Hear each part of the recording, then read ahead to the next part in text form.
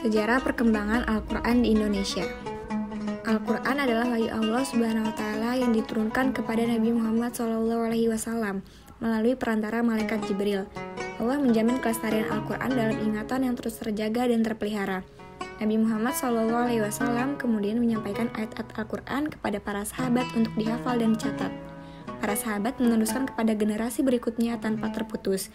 Itulah proses periwayatan yang mutawatir dari ayat-ayat Al-Quran, tersambung dari penerima pertama hingga ke generasi seterusnya.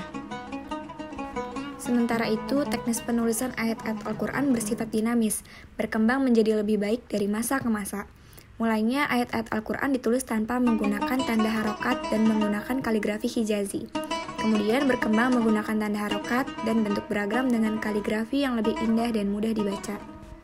Khazanah mushaf Al-Quran kuno di Nusantara, baik yang kini disimpan di dalam negeri maupun di luar negeri, jumlahnya cukup banyak.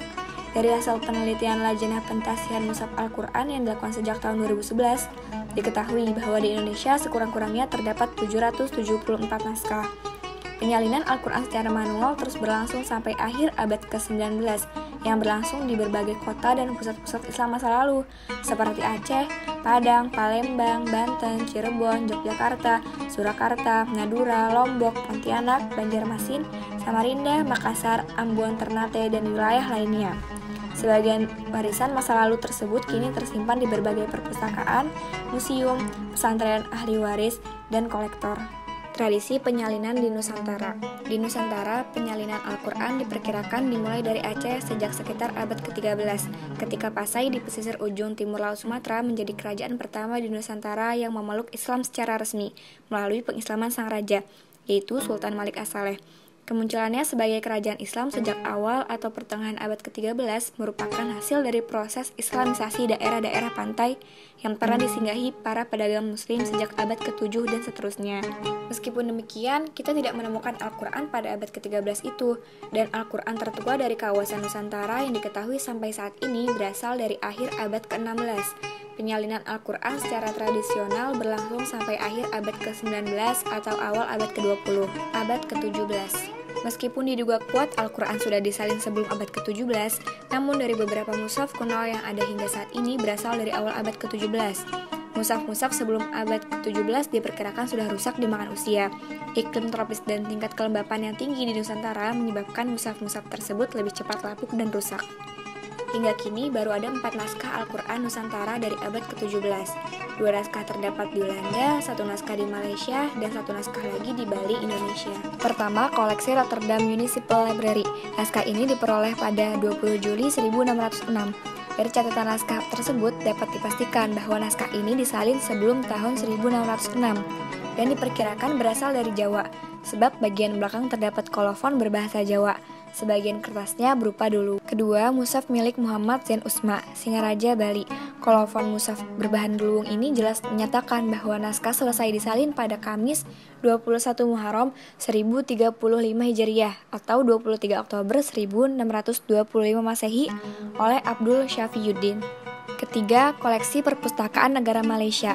Di halaman akhir mushaf ini terdapat kolofon yang menyatakan bahwa mushaf ini selesai disalin pada 4 Rajab 1088 Hijriah atau 2 September 1677 Masehi. Berdasarkan ciri-cirinya, mushaf ini diperkirakan berasal dari Sumatera Selatan. Keempat, koleksi perpustakaan Universitas Leiden, Belanda. Catatan berbahasa Belanda tersebut menyatakan bahwa mushaf tersebut disalin di Pulau Manipa, Maluku oleh Batu Langkai Imam Tomilehu. Dari catatan itu dipastikan Al-Quran ini disalin sebelum tahun 1694 Masehi, abad ke-18. Mushaf Nusantara abad ke-18 pada umumnya berasal dari sejumlah kesultanan masa itu, yaitu Kesultanan Banten, Kacerbonan, Surakarta, Sumbawa, Bima, Ternate, Tidore, dan Kedah. Hampir semua mushaf abad ke-18 berasal dari istana. Mushaf koleksi perpustakaan nasional yang diduga berasal dari Kesultanan Tidore merupakan naskah tertua kelompok ini. Selesai disalin pada Februari hingga Maret 1713 oleh Abdullah Al-Jawi. Mushaf kedua disalin pada tanggal 26 Juli 1753 Masehi di Kesultanan Kedah oleh Ali bin Abdullah bin Abdurrahman, penyalin Bugis asal Wajo. Mushaf ketiga selesai disalin pada tanggal 14 Maret 1772 Masehi di Ternate oleh Haji Abdullah Alimin Abdul Hamid. Dan mushaf keempat selesai disalin pada tanggal 2 Oktober 1785 Masehi di Kesultanan Sumbawa oleh Muhammad bin Abdullah Al-Jawi Al-Bugis. Meskipun berasal dari tempat yang berbeda, keempat mushaf ini berakal dari tradisi penyalinan mushaf yang sama, yaitu Bugis. Abad ke-19. Penyalinan mushaf pada abad ke-19 cukup merata di Nusantara, dan kebanyakan mushaf kuno yang bisa kita jumpai saat ini berasal dari abad ke-19. Penyalinan Al-Quran dilakukan secara merata di berbagai wilayah Nusantara, yaitu Pulau Sumatera, Kalimantan, Jawa, Sumbawa, Sulawesi, hingga Maluku. Mushaf Nusantara abad ke-19 pada umumnya berasal dari pusat-pusat pendidikan Islam seperti pesantren, dayah, dan surau. Meskipun demikian, beberapa kesultanan juga masih aktif menyalin mushaf. Pada paruh kedua abad ke-19 mulai digunakan alat cetak batu atau litografi. Mushaf Al-Quran litografi tertua berasal dari Palembang yang selesai dicetak pada tanggal 21 Ramadan 1264 Hijriah atau 21 Agustus 1848 Masehi. Kemudian memasuki abad ke-20, tradisi penyalinan mushaf Al-Quran secara manual mulai ditinggalkan dan beralih ke mesin cetak modern yang didatangkan dari Eropa. Khazanah terjemahan dan tafsir Al-Quran di Nusantara. Salah satu permasalahan yang dihadapi oleh umat muslim non-Arab, termasuk muslim Indonesia, adalah kemampuan memahami kitab suci Al-Quran yang diturunkan dengan lisan Arab. Oleh karena itu, sejak masa paling awal perkembangan Islam di Nusantara, permasalahan ini menjadi perhatian serius para ulama. Syekh Hamzah Fansuri dan muridnya Syekh Syamsuddin Sumatrani, keduanya ulama dari Aceh yang dikenal sering mengutip dan mentafsirkan Al-Quran dalam karya-karyanya. Melanjutkan tradisi penerjemahan dan tafsir Al-Quran para ulama terdahulu, ulama Indonesia terus berusaha menafsirkan Al-Quran dan menerbitkannya dalam bentuk cetakan. Pada tahun 1922, Mahmud Yunus mempelopori penerjemahan Al-Quran dan selesai pada tahun 1938, namun baru diterbitkan pada tahun 1960 dengan judul Tafsir Al-Quran Karim. Tradisi penyalinan Al-Quran di Aceh. Di Nusantara, penyalinan Al-Quran diperkirakan dimulai dari Aceh sejak sekitar abad ke-13, ketika Pasai di pesisir ujung timur Laut Sumatera menjadi kerajaan pertama di Nusantara yang memeluk Islam secara resmi melalui pengislaman sang raja, yaitu Sultan Malik As-Saleh.